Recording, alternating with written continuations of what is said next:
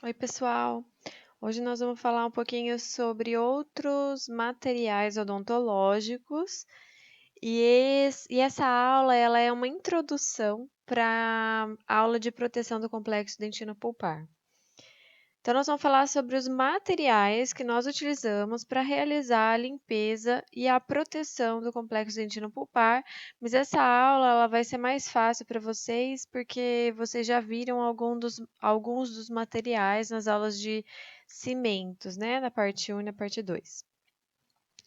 Mas antes de falar de proteção do complexo dentino-pulpar, a gente tem que falar sempre do que a gente vai proteger, né? Qual é a constituição. Então, nós o complexo dentino-pulpar, ele é formado por dentina e polpa, né? Mas nós vamos começar falando também um pouquinho sobre o esmalte, né? Então, aqui a gente tem um corte transversal de um dente, né? Aqui eu tenho, nessa parte mais esbranquiçada, o esmalte. E nessa linha eu tenho a junção amelodentinária e a parte mais amarelada é dentina, né? E aqui nessa cavidade é a polpa do dente, né? Que é um tecido conjuntivo altamente inervado. E aqui é uma microscopia eletrônica de varredura do esmalte, né? Então, o esmalte ele é altamente mineralizado e, e ele é acelular. E quando a gente desgasta o esmalte ou quando ele é acometido por cárie, não existe formação de novo esmalte, tá? Uma vez que ele é desgastado, ele é perdido, não pode ser regenerado ou substituído. O esmalte, ele é formado por um alto conteúdo mineral, o material inorgânico dele é em cerca de 96%, 3% de material orgânico e aproximadamente 1% de água. E a dentina, por sua vez, a dentina ela é formada por maior quantidade de conteúdo orgânico, né, que representa aproximadamente 20%, que é representado pelo colágeno. A parte inorgânica, que é a hidroxiapatita, que é a quantidade de mineral, é aproximadamente 70%, varia. E mais água, né, 10% de água. A dentina ela é formada por uma dentina intertubular. Então, aqui é como se eu tivesse feito um corte uma fatia desse dente, e essa é a visão que a gente tem oclusal, tá? Então, uma visão oclusal, eu tenho aqui uma rodela de esmalte e aqui dentina, né? E olhando por cima, eu tenho os túbulos dentinários. Então, é essa visão que a gente tem. Se vocês não lembram a constituição, é que eu tô passando rapidinho do esmalte, da dentina e da polpa, eu sugiro que vocês relembrem. Então, a dentina intertubular e a dentina peritubular e a intertubular. Essa daqui é a intertubular. Esta ao redor do túbulo é a peritubular. A dentina peritubular ela é hipermineralizada e com uma espessura nas regiões próximas à junção amelodentinária um pouco maior. E em decorrência da progressiva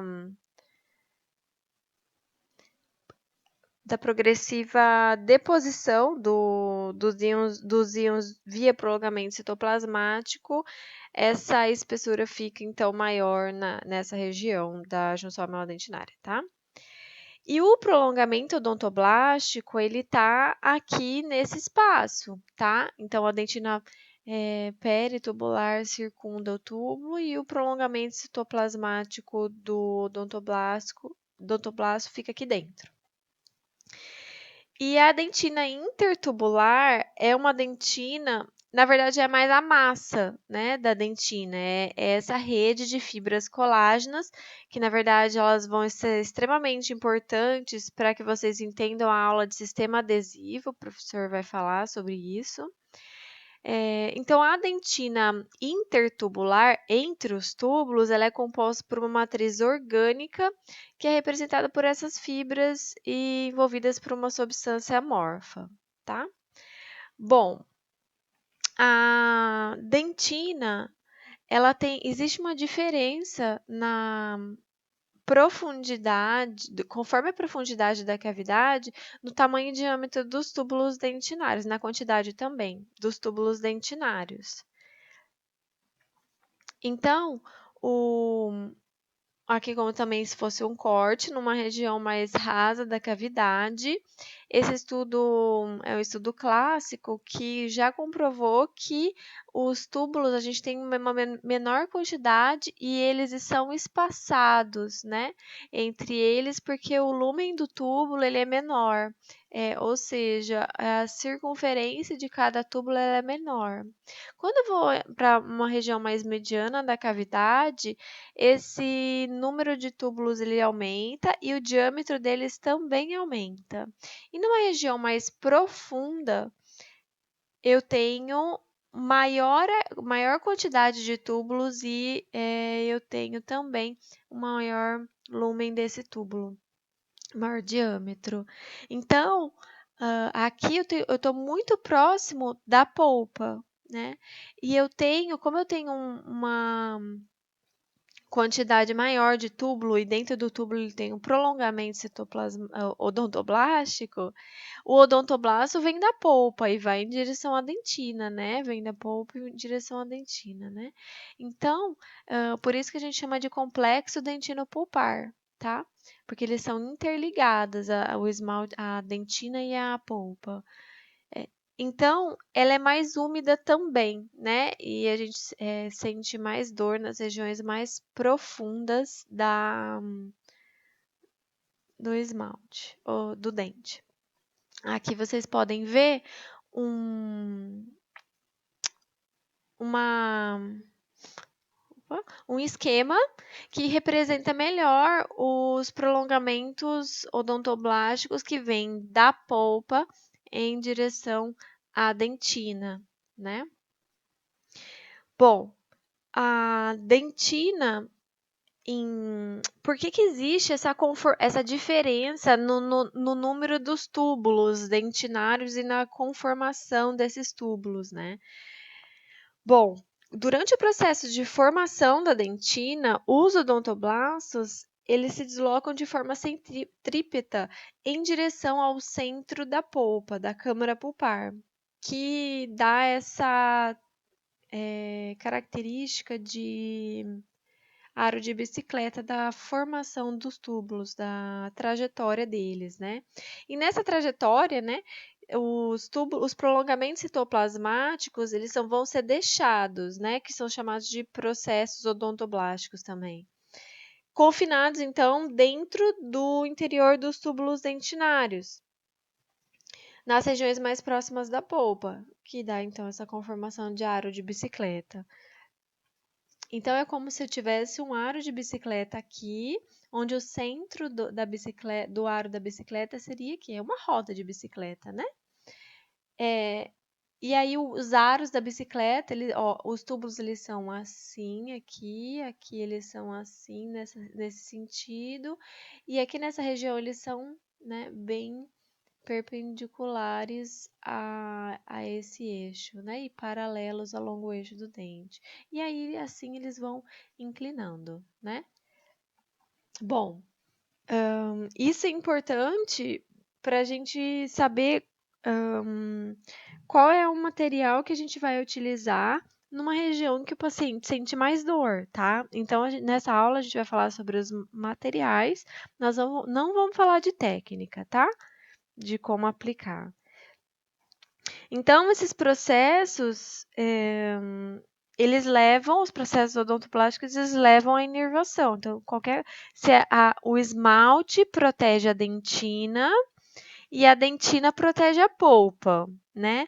Só que também existe uma relação de troca da polpa com a dentina, porque a polpa ela faz a formação da dentina e a nutrição inerva e faz reparo e remineralização. Então, os odontoblastos que estão em constante deslocamento com a deposição de colágeno, eles mantêm o seu prolongamento lá no interior do tecido, e isso faz com que se constitua verdadeiros canais responsáveis pela nutrição da dentina. Então, esse processo é contínuo, ele prossegue enquanto a polpa estiver ativa, tá? E o tecido pulpar, ele é altamente vascularizado e ele vai garantir sempre o suprimento de minerais e moléculas que nutrem os odontoblastos, tá? E através dele, obviamente, toda a dentina. Então, para que a gente tenha manutenção desse complexo dentino pulpar, alguns materiais de proteção e materiais de limpeza que sejam biocompatíveis com a polpa, eles devem ser considerados, né, e inseridos para que a gente faça a preservação da polpa, a preservação biológica e preservação funcional, tá? E a homeostasia da cavidade bucal.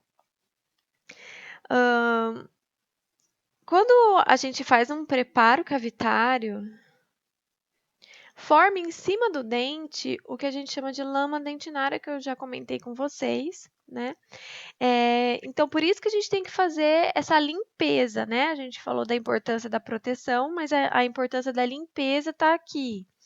Então, toda vez que eu coloco uma broca no dente e eu removo esmalte, removo dentina, o óleo da alta e baixa rotação, sangue, se caso aconteça o sangramento e a cavidade seja contaminada, tudo isso vai formar essa sujeira. Essa sujeira ela vai impedir que os túbulos dentinários eles estejam abertos para receber esse material mais biocompatível. Então, se eu fizer a adesão de algum material restaurador em cima disso, não vai ser uma adesão boa, né? Então, vai prejudicar a minha resistência à tração, né? Também o selamento marginal das restaurações. Então, o ideal é que a gente faça a remoção, não sempre parcial, obviamente, total, mas sim parcial, dos materiais, através dos materiais de limpeza.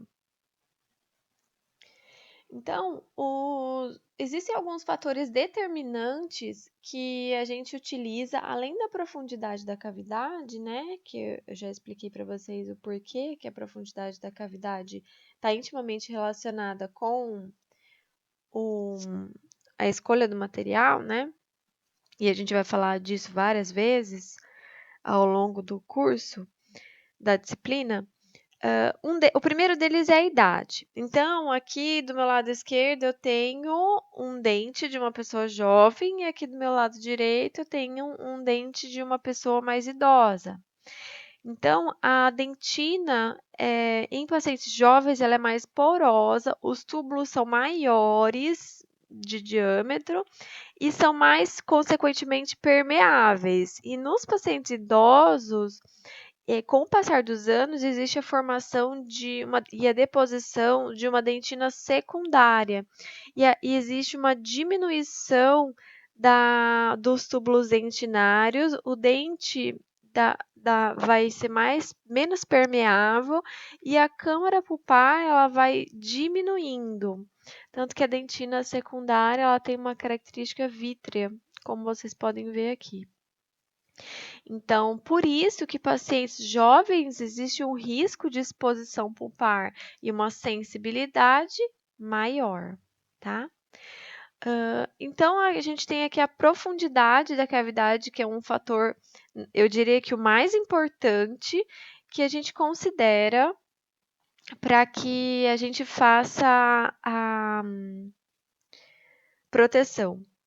Então, quanto menos espessura, esse slide aqui está interligado com aquele slide que a gente falou lá no começo do diâmetro e dos túbulos e a quantidade de túbulos.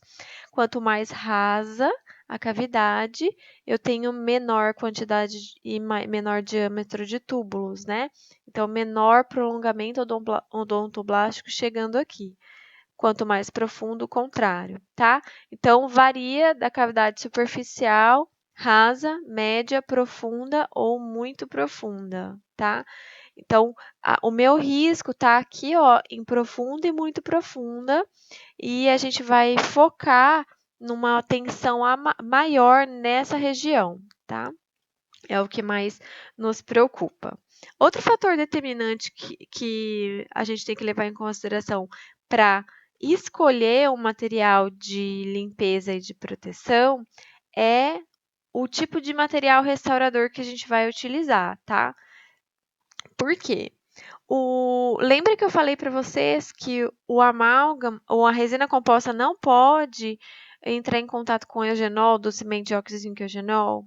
Então, eu nunca vou utilizar a resina composta associada a uma base de cimento de óxido de zinco e eugenol, né? Eu sempre que eu for usar o amálgama, eu posso utilizar esse material, né? E antes de colocar qualquer material restaurador, a gente tem que fazer a proteção do complexo dentino pulpar, porque eles não são materiais biocompatíveis, eles são agressivos à polpa, né? Então vamos falar primeiro sobre os materiais de limpeza cavitária, né? Os materiais de limpeza cavitária, eles se enquadram basicamente em dois grupos: os desmineralizantes, que são os ácidos, e os não desmineralizantes, que são os germicidas, detersivos e os alcalinizantes. Os não desmineralizantes, que é o que a gente vai falar primeiro, atuam só de forma de limpeza, tá? Ele remove os detritos pela força do impacto do jato ou do esfregaço da bolinha de algodão. E os desmineralizantes, eles vão reagir com os microfragmentos dentários, removendo total ou parcialmente a smear layer. E aí os desmineralizantes promovem uma modificação de condicionamento na estrutura do dente. Então, falando dos não desmineralizantes, né? O primeiro deles, então, são os detersivos. Os agentes detersivos, eles foram usados mais no passado, tá? Eles são componentes tensoativos e eles diminuem a tensão superficial dos líquidos e, consequentemente, aumenta a superfície de contato dentária, né? Isso é interessante quando a gente vai aplicar uma camada de material selador. Porém, eles não são bactericidas, então eles são agentes de limpeza especialmente indicados para remoções só de substâncias oleosas e sangue, tá? Bom, o outro são os hipocloritos. Então, os hipocloritos, eles são base cloradas, eles têm um poder bactericida com alto pH. O hipoclorito, ele é utilizado mais na endodontia, tá? A gente não utiliza em cavidades. Vocês vão usar bastante, então eles podem ser chamados de líquido de Dakin, que é o hipoclorito a 0,5%, solução de mito, que é o hipoclorito a 1%. E então, em função do alto pH, eles liberam oxigênio e cloro ao entrar em contato com o substrato orgânico e fazem, que no caso é a dentina, né?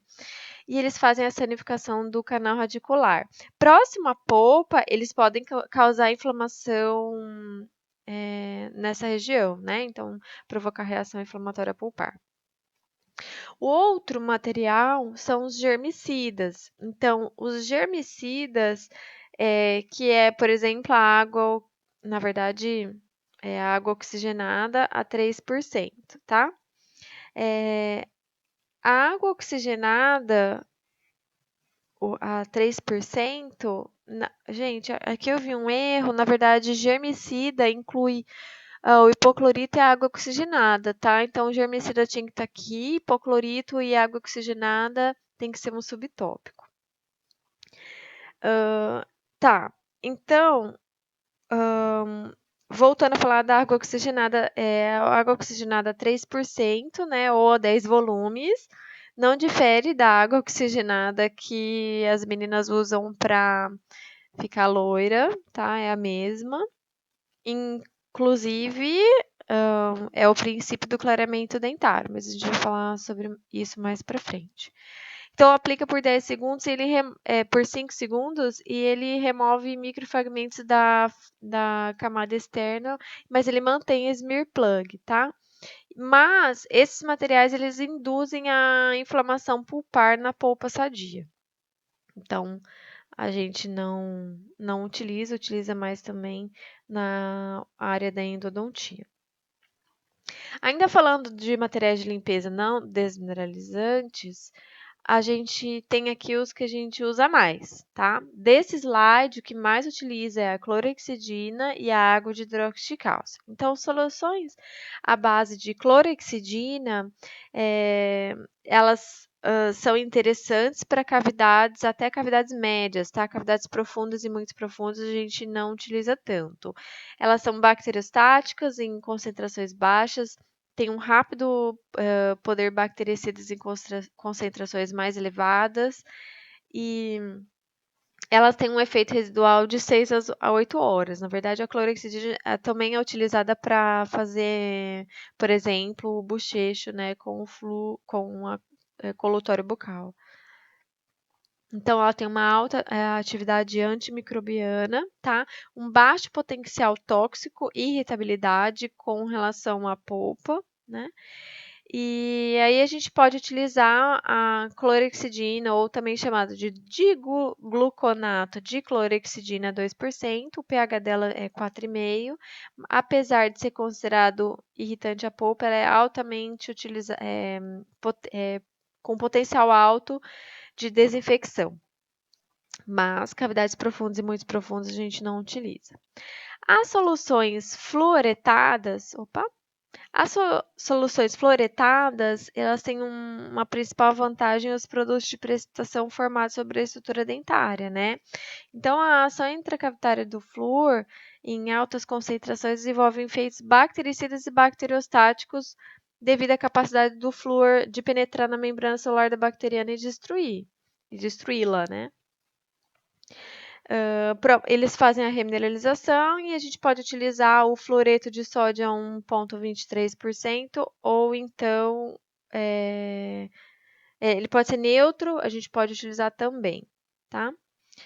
O flúor fosfato acidulado, igual esse que vocês estão vendo, que usa para fazer aplicação de flúor mesmo na boca do paciente, ou então o neutro.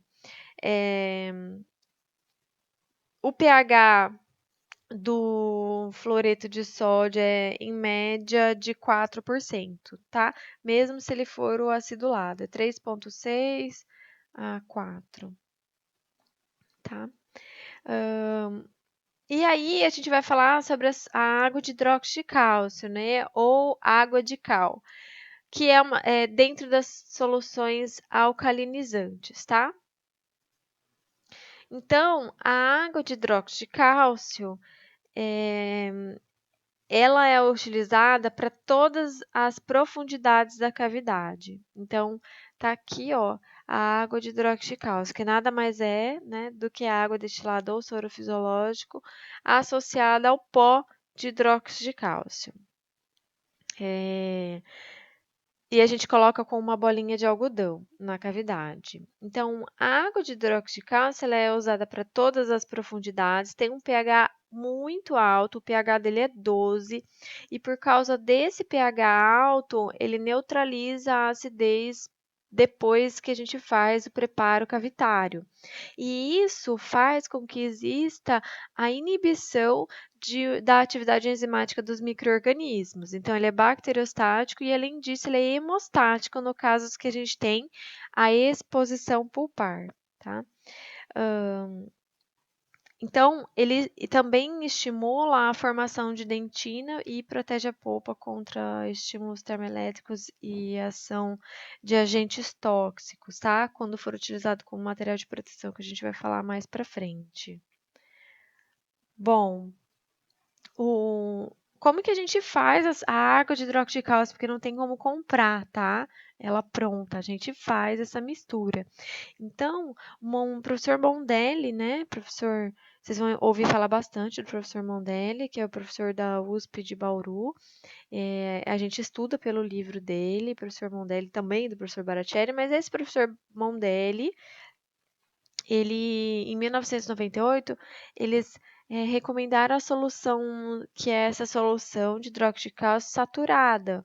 E como que a gente faz? A gente mistura de 10 a 20 gramas do hidróxido de cálcio em pó, ou também PA, que a gente chama, em 200 ml de água, tá?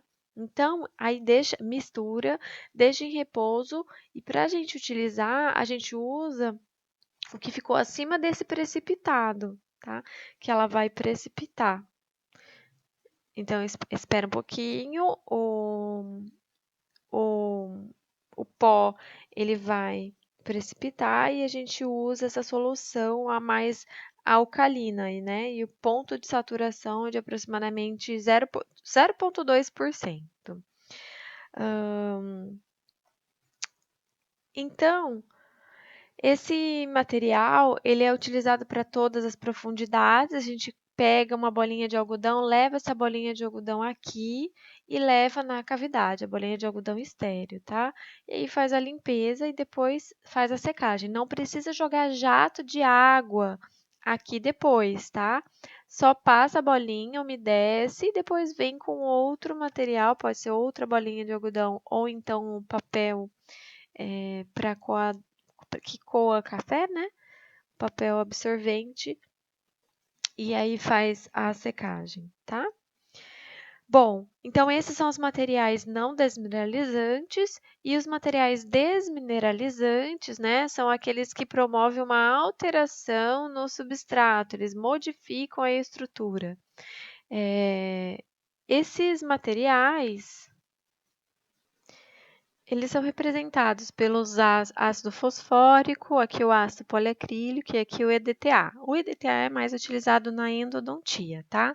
O ácido fosfórico com resina composta e o ácido poliacrílico com o cimento de ionômero de vidro. Então, falando primeiro do ácido poliacrílico. Então, o ácido poliacrílico, como você já sabe, ele tem um alto peso molecular. Então, ele é eficaz na remoção das partículas agregadas, mas ele não desobstrui a embocadura do túbulo dentinário. Então, a smear, que a gente chama de smear plug, que está dentro do túbulo dentinário, ela permanece, tá? E quando a gente aplica, né, aplica numa bolinha de algodão, a aplicação ela tem que ser ativa, ou seja, a gente faz o esfregaço, faz o movimento com essa bolinha, né, porque ele é um ácido fraco para promover essa limpeza e condicionar, tá? Para que o ionômero seja aderido corretamente, né? E a concentração desse ácido poliacrílico é de 12 a 25%. Então, ele é um material de limpeza, obviamente, quando eu vou utilizar o cimento de ionômero de vidro, tá? O EDTA,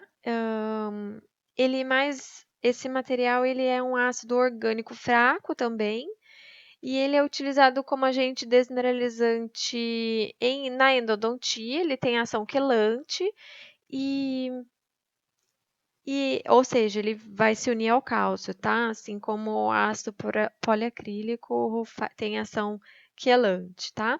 E também faz o esfregaço com uma bolinha de algodão por 15 segundos e depois deixa no aplicação ativa e depois deixa por 45 segundos, né? Dependendo da técnica. Mas a gente não utiliza na dentística, porque existem outros materiais mais biocompatíveis. Então, o ácido fosfórico é outro ácido, então, dentro dos materiais de limpeza que são desmineralizantes. Esse ácido fosfórico a 37%, a gente só usa Gente, essa foto aqui tá errada, tá? Ela não pode estar aqui. Isso aqui é ácido poliacrílico. Eu tô falando do ácido fosfórico, que é esse daqui em gel, que é utilizado quando eu uso a resina composta. Então, eu só vou utilizar ele quando eu for utilizar a resina composta. Como que é a ação desse material no esmalte na dentina, né? Então, ele remove completamente a smear layer de cima entre os túbulos dentinários e dentro dos túbulos dentinários, né? Smear plug. Quando eu aplico o ácido fosfórico no esmalte, né, ele faz a desmineralização seletiva dos prismas de esmalte, e aí eles ficam com essa característica de colmeia. Isso para quando a cavidade for muito superficial, tá? Então, ele fica com essa coloração mais esbranquiçada.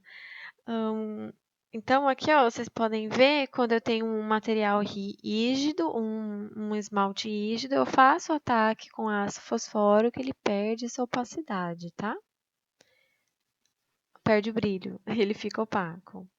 Dentro da dentina, então aqui, ó, vamos lá para dentro da dentina, né? Eu faço a aplicação dele, lembrando que a aplicação no esmalte na dentina difere a quantidade de tempo. Então, no esmalte eu aplico por 30 segundos, porque ele tem um alto conteúdo mineral, e na dentina eu aplico por 15 segundos, porque a quantidade de mineral ela é menor. De hidroxiapatita é menor. Então, aqui eu tenho a esmirlei, então eu fiz o preparo, encheu de sujeira meu preparo, e eu tenho aqui a esmirlei ou lama dentinária, né? Aqui eu tenho um corte mostrando o túbulo dentinário. Aqui eu tenho dentina intertubular, tá? Aqui eu tenho dentina peritubular, altamente mineralizada. Bom, eu tenho aqui, ó, SP Smear Plug. SL Smear Layer. Então, quando eu aplico ácido fosfórico, isso vai ser removido e eu tenho a abertura desses túbulos para que o material de proteção, material seja inserido na cavidade. Um exemplo disso são os sistemas adesivos que vocês vão ver mais para frente. Quando eu aplico o sistema adesivo, que é o material que a gente coloca antes de aplicar a restauração de resina composta, material de inserção direta, resina composta, eu coloco o adesivo. Então, eu aplico aqui, ele vai entrar, porque aqui o túbulo está aberto. E depois eu coloco aquela luz azul, que é a luz do fotopolimerizador, e polimerizo. E ele vai formar o que a gente chama de camada híbrida, tá? Então, aqui são os túbulos dentinários, mas eles não estão mais vazios igual aqui. Eles estão preenchidos por resina, ó. Então, ele forma a camada híbrida, né? Que nada mais é do que essa rede de fibras colágenas envolvidas pelo adesivo polimerizado, tá bom? Então, quando eu for usar a resina composta, o meu material de limpeza desmineralizante é o ácido fosfórico quando for em cavidades, então, até média. Eu uso esse material também em cavidades profundas e muito profundas? Uso, desde que eu faça a proteção do complexo dentinopulpar. Eu vou mostrar isso mais para frente para vocês. Então, aqui eu tenho esmalte, então são 30 segundos, dentina 15 segundos. Então, eu aplico primeiro no esmalte, deixo por 15 segundos, preencho a cavidade toda, deixo por mais 15 segundos, e aí eu lavo pelo dobro do tempo, ok? Idealmente por 60 segundos.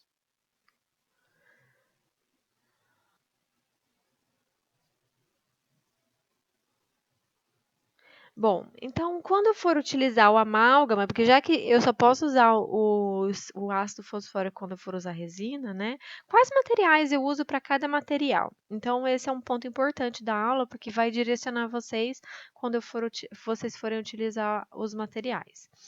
Então, quando for amálgama, a gente vai utilizar a água de hidróxido de cálcio, a clorexidina ou a solução fluoretada. São, assim, digamos que os mais importantes, tá? Reparem quem que vai aparecer aqui em todos os materiais? Para ionômero de vidro, a gente utiliza água de hidróxido de cálcio ou então o ácido fosfórico, ou o ácido fosfórico, tá? E para resina, ácido poliacrílico. E para usar a resina composta, eu uso a água de hidróxido de cálcio, ou então o ácido fosfórico. Então, quem apareceu em todas as cavidades foi a água de hidróxido de cálcio. A água de hidróxido de cálcio, quando eu tiver ela é mais utilizada sempre quando eu estiver mais próximo da polpa, tá? Depois, mais para frente, eu vou fazer um resumo para vocês. Bom, então, esses são os materiais de limpeza. Agora a gente vai falar sobre os materiais de proteção, né? Então, idealmente, esses materiais de proteção, eles têm que ser o quê? Biocompatíveis, estimular a essa recuperação da polpa, né? Caso ela seja exposta, que ela forme uma barreira mineralizada. Lembra que eu falei para vocês que no começo da aula que o esmalte não se forma quando ele é desgastado? Então, a dentina, ela se forma. Então, quando eu tenho exposição pulpar, eu posso formar uma camada de dentina naquela região de polpa exposta. E não é que eu vou sempre preencher a cavidade com dentina, não, tá? Caso, só nessas condições, tá? Se tiver exposição pulpar, pode haver um tratamento para formar, para fechar essa região e eu não ter que fazer o tratamento endodôntico. Então, ele tem que ser bactericida, bacteriostático, vedar as margens cavitárias, obviamente ser adesivo, ser resistente, isolante térmico e elétrico e insolúvel meio bucal. Nenhum material é tudo isso, tá? Então, a gente vai utilizando os materiais em situações específicas para que a gente possa tirar todo o maior vantagem possível deles, tá? Quais são os tipos de materiais de proteção do complexo dentino-pulpar? A gente tem o primeiro deles, que são os seladores, depois os forradores, os capeadores e as bases cavitárias, tá? Então, falando primeiro dos materiais de proteção do complexo dentino-pulpar do tipo selador. Então, os materiais seladores, eles são o adesivo dentinário, usado com resina composta, e o verniz cavitário, que é utilizado com amálgama. Esses materiais, eles fazem só uma película, tá? Que vão vedar a interface entre o dente e a restauração. O verniz cavitário, por que ele é aplicado? Ele não faz adesão à estrutura dentária, tá? O que ele faz? Ele faz uma película que inicialmente ela funciona como uma película térmica, né, contra os choques galvânicos.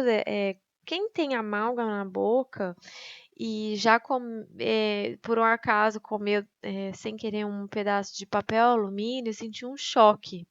É o que a gente chama de galvanismo, né? A corrente galvânica. E o verniz cavitário ele serve para impedir essa corrente galvânica. Além disso, como o amálgama de prata ele é escuro, ele diminui a probabilidade de acontecer um escurecimento da dentina, tá? Que é bastante comum nesses materiais, porque eles entram dentro dos túbulos dentinários e fazem esse selamento inicial. Os vernizes cavitários, eles são uma resina natural, tá? Diluída num solvente, que pode ser acetona, por exemplo. Então, quando eu aplico essa parte diluída, né, essa parte de solvente, ele evapora e forma essa película isolante semipermeável. Então, faz essa vedação, porque inicialmente, quando você coloca uma amálgama na cavidade, ele não faz a corrosão, tá? Por que o amálgama faz o manchamento da estrutura dentária? Porque ele faz uma corrosão com a estrutura dentária. E conforme passa os anos, a adesão do amálgama ela melhora, porque ocorre essa corrosão, tá?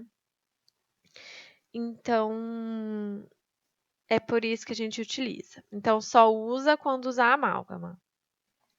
O material selador, quando eu vou utilizar a resina composta, é o adesivo dentinário, tá? Então, esse adesivo dentinário, gente, aqui tá errado. Ele não é isolante térmico, não, tá? Ele forma essa película protetora. Para cimento de número de vidro, não existe material selador, tá? A não ser que você use o cimento de número de vidro modificado por resina composta, que seria o primer, que é fotopolimerizável, tá? Mas ele não teria nenhuma função específica para selar, por isso que eu nem coloquei aqui. Então, a gente com o microbrush, que é essa escovinha pequena, eu vou colocar o material selador, tá? A gente utiliza mais em cavidades até média, cavidade superficial, rasa ou média. E aí, a gente vai falar sobre os materiais forradores, tá? Materiais de proteção forradores. Os materiais de proteção do tipo forrador, a gente já viu, por exemplo, o cimento de número de vidro é um, tá? Outro é o cimento de hidróxido de cálcio. Então, a gente já falou sobre a água de hidróxido de cálcio, que serve como material de limpeza. A gente está falando agora sobre o cimento de hidróxido de cálcio, que serve como material forrador. Então, o cimento de hidróxido de cálcio, ele tem uma pasta base e uma pasta catalisadora, tá? A gente vai colocar a proporção 1 para 1 e esse material vai ser espatulado com a espátula 24 por 10 segundos e levado na cavidade com o insersor de hidróxido de cálcio. A reação dele, ela ainda não é esclarecida e eles têm essa finalidade de proteger o complexo dentinopulpar. Então, ele é utilizado muito em cavidades muito profundas, tá? Então, quando ela for muito profunda, ou então quando eu quero proteger a pasta de hidróxido de cálcio numa exposição pulpar, aí eu coloco os cimentos de hidróxido de cálcio, tá? O cimento de hidróxido de cálcio, então, ele é altamente solúvel, ele tem uma relativa resistência mecânica, não é tão resistente, mas ele consegue resistir à condensação, à inserção, né, do amálgama na cavidade. Vocês vão ver que, na prática, que o amálgama a gente tem que colocar uma certa força para inserir na cavidade, mas o cimento de hidróxido de cálcio, ele resiste, tá? Atua como isolante térmico, elétrico, principalmente quando a gente vai utilizar amálgama, né, restauração metálica. Eles têm um alto pH, assim como a água de hidróxido de cálcio, e isso faz com que eles tenham um poder bactericida bem grande, tá? E como eu falei para vocês, a reação não é tão conhecida. Como eu falei para vocês, ela é relativa à resistência mecânica, mas ela consegue resistir aos esforços mecânicos feitos ali na mesma sessão clínica, para colocar, por exemplo, amálgama. Ele não tem propriedade adesiva, então ele é muito fraca, a resistência de atração dele é muito fraca. Ele é altamente solúvel. E outra coisa, se a cavidade estiver úmida, ele endurece na hora, não é possível colocar em toda a cavidade, tá? Então, como ele tem um alto pH, ele é altamente bactericida e bacteriostático, é muito biocompatível, por isso que eu vou utilizar em cavidades muito profundas. É fácil de manipular, de inserir na cavidade, eu não diria tanto, mas ele é fácil. E ele é barato, tá? Ele é bem barato. Então, esse material Ó, passa base e passa catalisadora, tá? E a gente faz a espatulação por 10 segundos com a espátula número 24, que é uma espátula maleável, tá? O tempo de trabalho dele é de 2 a 3 minutos, né? E o tempo de presa é de 7 minutos. Então, no momento que eu coloco dentro da cavidade, eu tenho que esperar ele tomar essa presa para que eu possa inserir outro material. Se eu colocar aqui depois de 3 minutos que eu inseri na cavidade outro material por cima dele, ele ainda não vai ter tomado presa e pode prejudicar, então, no seu desempenho clínico, tá? Esse daqui é um insersor de hidróxido de cálcio, que vocês já viram, tá? Eu vou colocar um pinguinho nessa bolinha e vou levar à cavidade sem sujar as paredes laterais, é só na parede de fundo, aquela parede que está em contato com a polpa, tá? Ó, então aqui, ó, espatulando, insersor de hidróxido de cálcio, e aqui a gente leva, ó, só sujar a cavidade, o fundo da cavidade, não tem espessura quase nenhuma aqui, tá? Para que eu possa restaurar. Então, não é em quantidade. Outra coisa, a gente não coloca em toda a cavidade. São áreas específicas que a gente vai utilizar o cimento de hidróxido de cálcio conforme a proximidade da polpa. Então, aqui eu tinha uma região mais profunda, eu coloquei aqui, tá? Posso colocar aqui também. Cavidades mais... porque as cavidades, vocês vão ver que elas não são tão uniformes assim. Então, já falei isso aqui para vocês, né? Ó, só mostrando o cimento de hidróxido de cálcio inserido, tá? Outro material ainda forrador é o cimento de hidróxido de cálcio fotoativado, né?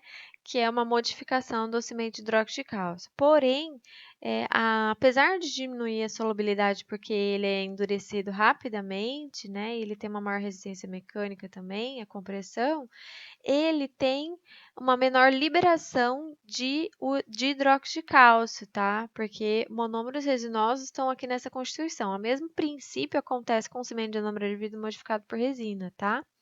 E ele se adere ao material resinoso, tá? Então, é um outro material forrador. Outro material forrador que a gente conhece já é o cimento de anômero de vidro, não vou me ater às propriedades dele aqui que a gente já falou, tá? Então, se ele for bond, Lean ou F, ele vai, na caixinha dele, ele vai ser um material, o ionômero de vidro específico para forramento. Então, os materiais seladores, os forradores. Agora a gente vai falar sobre os materiais capeadores, né? Bom, olha quem apareceu aqui de novo, hidróxido de cálcio, minha gente. Então, a gente tem aqui o pó de hidróxido de cálcio e a pasta de hidróxido de cálcio, tá? Eles são materiais do tipo capeador, então eles são muito utilizados quando existe a exposição pulpar, aqui, ó. Quando eu tenho uma polpa exposta e eu vou usar aqui a água de hidróxido de cálcio para lavar, estancar o sangramento e levar o pó de hidróxido de cálcio puro aqui. Voltando. Então, aqui eu tenho a água de hidróxido de cálcio, o pó de hidróxido de cálcio, prestem bem atenção nisso, tá? E a pasta de hidróxido de cálcio. Além desses três, eu tenho o cimento de hidróxido de cálcio. Então, a forma de apresentação do hidróxido de cálcio são 4 na odontologia para gente, tá? Então, e dentro do cimento, ele pode ser ainda modificado por resina. Então, normalmente eu uso o pó de hidróxido de cálcio puro só para exposição pulpar. A água de hidróxido de cálcio para lavar, eu uso a água de hidróxido de cálcio para lavar todas as cavidades, todas as profundidades, tá? Eu posso utilizar, né? E a pasta de hidróxido de cálcio, a gente pode utilizar para fazer o tratamento expectante, que a gente vai falar sobre isso mais para frente, mas de forma resumida, o tratamento expectante é quando eu não faço a remoção total da lesão de cárie porque eu tenho risco de expor a polpa, então eu paro de remover a cárie, coloco a pasta de hidróxido de cálcio e o que o hidróxido de cálcio vai fazer? Vai remineralizar aquela dentina afetada por cárie, tá?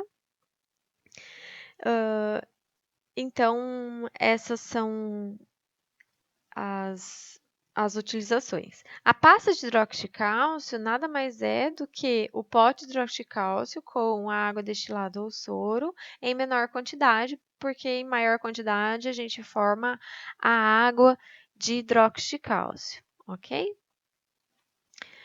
Em outro material, então, capeador, além do pó e da pasta de hidróxido de cálcio, da água de hidróxido de cálcio, que esses três fazem o capeamento, o estancamento do sangramento, é o MTA. O MTA nada mais é do que um composto basicamente de fosfato de cálcio e óxido de cálcio, e a reação, né, dele a partir de um certo momento é a mesma que o pó de hidróxido de cálcio, tá? O MTA ele pode ser utilizado também sobre polpas expostas ou também para formar dentina depois que acontece a perfuração radicular. Então, às vezes está fazendo tratamento endodôntico, vai colocar a lima dentro do canal, perfura essa raiz e aí a gente usa o MTA. O MTA ele tem um pH extremamente alcalino também, alto, 12,5 aproximadamente. Então, quando eles entram em contato com a umidade, eles vão formar então o hidróxido de cálcio. Esse material ele demora para tomar a presa, o tempo de presa dele varia por horas, porém ele se dá muito melhor com a umidade do que o hidróxido de cálcio, tá? O pó ou a pasta de hidróxido de cálcio. Então, ele é mais resistente. Então, a gente já falou sobre os materiais de proteção, selador, os forradores, os capeadores e os últimos são as bases cavitárias, tá? Então, as bases cavitárias a gente já conhece, que é o cimento de número de vidro restaurador, porque base eu tenho uma maior espessura, e o cimento de óxido de zinco e eugenol. Lembrando que o cimento de óxido de zinco e eugenol eu uso apenas quando eu vou utilizar a liga de amálgama, tá? Então, o cimento de ionômero de vidro restaurador, ele pode ser o ionômero de vidro também modificado por resina, desde que ele não seja o forrador e nem o cimentador, tá bom? Que ele seja o restaurador. Aí eu vou associar, então, bases cavitárias, elas servem para que a gente diminua a quantidade de material restaurador, tá? Eu vou colocar metade, por exemplo, do tamanho da cavidade de ionômero ou de cimento de óxido de zinco e eugenol, e por cima desse material de proteção do tipo base cavitária, eu vou colocar o meu material restaurador, que pode ser, por exemplo, a resina composta ou o cimento, que pode ser a resina composta ou a amálgama, tá? Então, de forma resumida, se eu for utilizar o amálgama, qual é o material que eu vou utilizar quando a cavidade for superficial, rasa ou média? Eu vou dar isso como exemplo, tá? Isso aqui só para vocês terem uma noção, mas a gente vai estudar a fundo na aula de proteção. O verniz cavitário, a gente usa o verniz cavitário e em seguida o amálgama. Quando a cavidade for profunda, eu uso cimento de número de vidro para forramento, material de eleição, tá? Verniz cavitário e o amálgama. Quando a cavidade for bastante profunda, eu uso material forrador, cimento de hidróxido de cálcio, depois o ionômero, depois o verniz cavitário e o amálgama. Lembrando que aqui o ionômero ele pode ser para base cavitária também. Quando for exposição pulpar, é a água de hidróxido de cálcio para estancar o sangramento, né? Porque ele é um material capeador. Depois, outro material capeador, tá? O pó de hidróxido de cálcio, depois segue igual, tá? Cimento de hidróxido de cálcio e cimento de número de vidro aqui segue igual. E o resto é igual, tá? Então, a sequência do final, ela vai ser sempre igual, conforme mais profunda, eu vou adicionando mais coisas, tá? Então, por exemplo, aqui é um agente selador, aqui é um forrador, selador, tá? Porém, numa cavidade bastante profunda, por exemplo, a limpeza a limpeza cavitária ela é feita com a água de hidróxido de cálcio, tá? Mas isso para amálgama. E em amálgama, então, eu posso utilizar a água de hidróxido de cálcio para todas as profundidades. Então, se for para vocês escolherem um material só de limpeza, eu uso a água de hidróxido de cálcio, que também é bem barata. Se for resina composta, eu vou utilizar o ácido fosfórico para limpar a cavidade, o material selador ou adesivo e a resina composta em seguida, tá? Isso aqui vocês vão aprender na aula. Cavidade profunda, o cimento de vidro para forramento, tá? Ácido fosfórico, daí continua igual. Cavidade bastante profunda, antes do ionômero de vidro para forramento, eu uso o cimento de hidróxido de cálcio e aqui para frente é igual.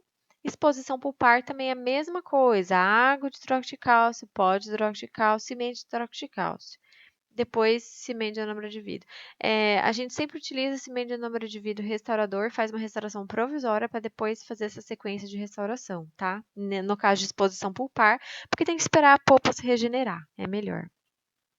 Agora, se for ionômero de vidro, né, a gente vai utilizar o aço poliacrílico em cavidades até média. Em cavidade profunda, a gente vai utilizar o ácido poliacrílico e o cimento de ionômero de vidro para restauração. Não tem problema usar esse ácido, porque isso se for necessário, né, aplicar separado, porque ele tem um alto peso molecular, então ele é um pouco mais biocompatível que o ácido fosfórico. Eu estou colocando aqui como se ele fosse quimicamente ativado, tá? Aí, cavidade bastante profunda, né? Aqui não é pasta, aqui é cimento de hidróxido de cálcio. E exposição pulpar é a mesma coisa. Então, exemplificando, se eu tenho uma cavidade superficial, rasa ou média, a gente aplica um material selador. Ó. Cavidade profunda, aqui eu tenho aqui um material forrador do cimento de número de vidro. Forrador vai ser sempre o nosso material de eleição. Cavidade bastante profunda, eu sempre tenho que colocar o cimento de hidróxido de cálcio. Então, uma regra para qualquer material que vocês forem utilizar, tá? E se ela for bastante profunda, daí depois eu vou proteger o cimento de hidróxido de cálcio com ionômero de vidro, caso eu utilize a resina composta, tá? Se for fazer exposição pulpar, se fizer exposição pulpar, eu vou lavar com água de hidróxido de cálcio, material capeador, vou estancar esse sangramento e aplicar sobre a polpa exposta o pó de hidróxido de cálcio. E em cima do pó de hidróxido de cálcio, a gente coloca o cimento de hidróxido de cálcio, tá? Para depois preencher a cavidade com ionômero. Só lembrando, então, quando a gente usa a resina composta, eu uso ácido fosfórico, e quando a gente utiliza o cimento de número de vidro, a gente usa o ácido poliacrílico. Ok, pessoal? Então, os materiais de limpeza e proteção de hoje foram esses. Eu agradeço a atenção de vocês. Muito obrigada.